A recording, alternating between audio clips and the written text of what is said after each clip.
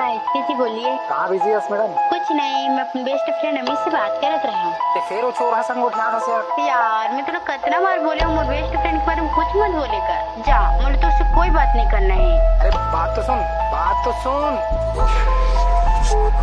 बार बार check करे इन्होंने Insta के मैसेज और प्यार प्यार बोल के हाँ पागल बनना है।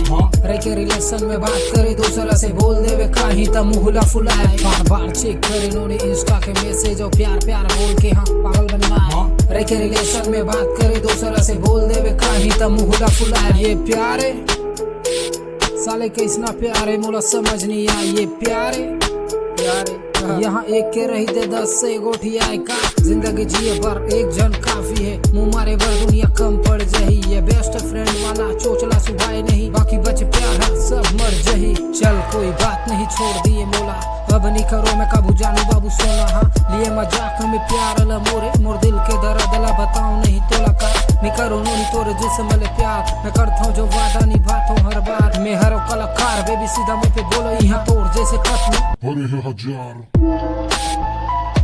सुधर जाओ रे। ये जितने भी बेस्ट फ्रेंड वाले चक्कर है ना, उन लोग से दूर रहने का बाबा।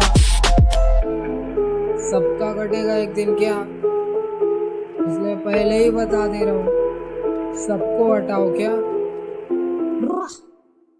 बार बार चेक करे इन्होंने इंस्टा के मैसेज और प्यार प्यार बोल के हाँ पागल बनना है।